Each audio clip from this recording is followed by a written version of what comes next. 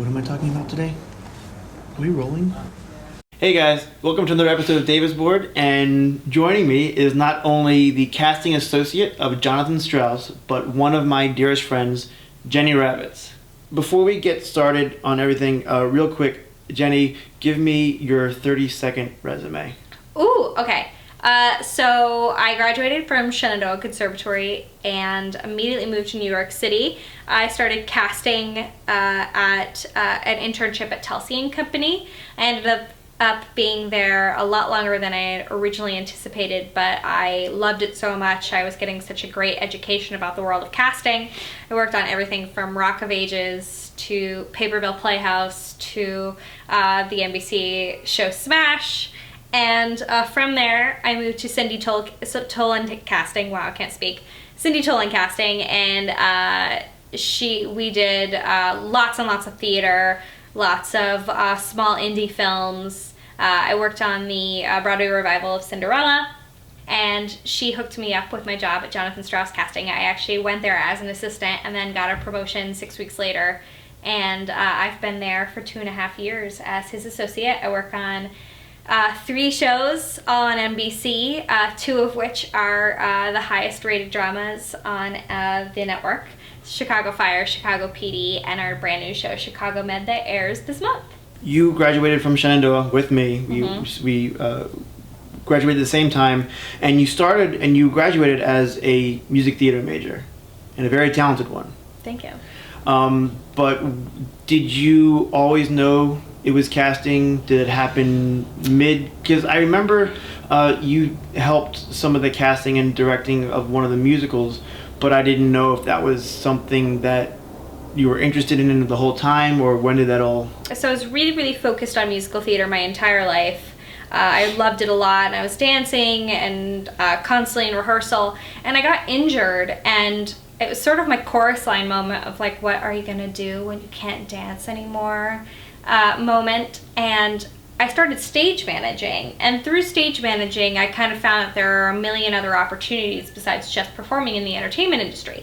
So I went to Shenandoah with the idea that I wouldn't likely be a performer, and it was probably my 2nd or 3rd day, and I mentioned to Jonathan Flom, who happened to be the head of our department at the time, I said, I don't think I'm going to be a performer, and his response was great. He was so instrumental in being supportive of like a brand new work environment, and so a lot of people don't know this, but I was assistant stage managing a lot of productions, or I was assistant directing a lot of productions. Eventually, through assistant directing, I found casting, and I loved it so much. Jonathan sort of said to me, you're really good at this. You're great at making a puzzle piece fit together. And I loved it a lot, so I figured I'd do an internship as soon as I got out of college, and I got one, luckily. And from there, it just launched a career. So you had mentioned that you're with Jonathan Strauss, you're involved with Chicago PD, Chicago Fire, and Chicago MD, which premieres... November,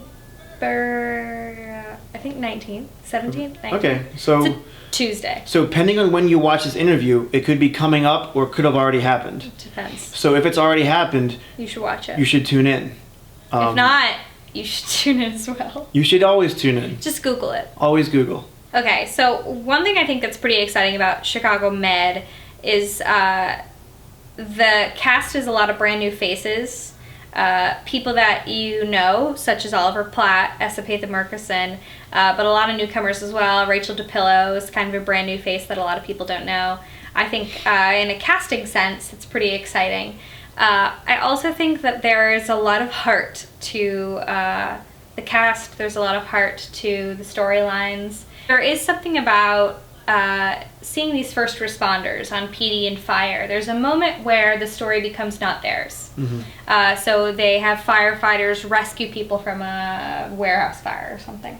And then there's a moment where they load them onto the ambulance and they drop them off at the hospital, and that's the end of our story for the most part. And I think there is something pretty magical happening about seeing them being dropped off at the hospital for the first time, and then we get to see the continuation. Has being younger and sort of more in touch with the media and sort of the fads that people our age like? Has that helped with casting over some I of think the the one gray thing that dogs? has really helped me with casting is our being young and being involved with technology. Everything is so much faster. So if you put me with an associate that's 10 years older than me, I'm going to be able to get the job done a million times faster, just because I'm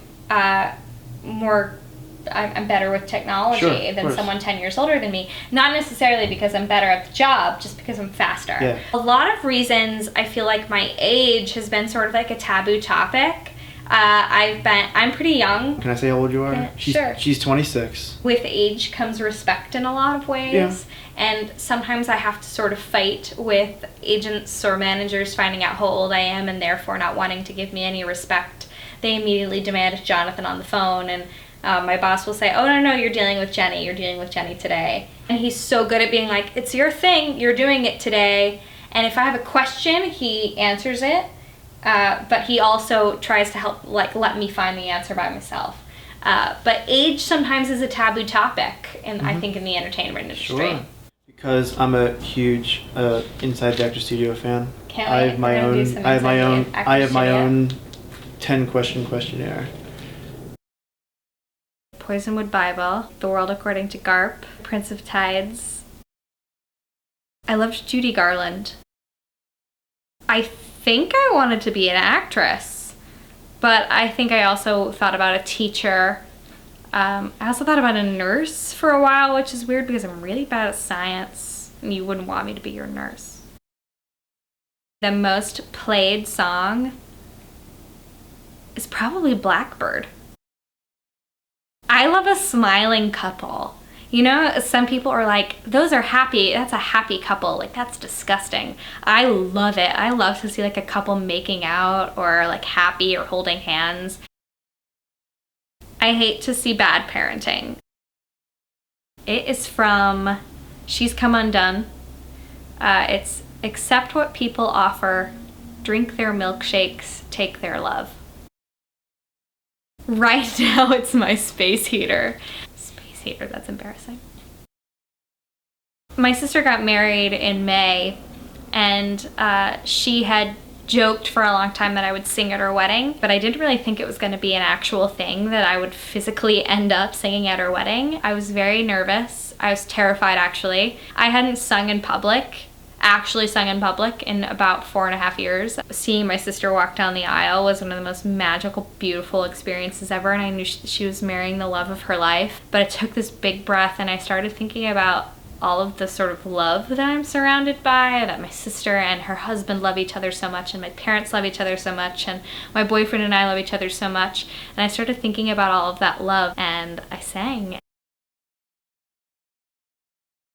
You're in. Thanks for watching, guys. I want to thank my special guest, Miss Jenny Ravitz, for volunteering on her day off to sit and chat with me for a little while.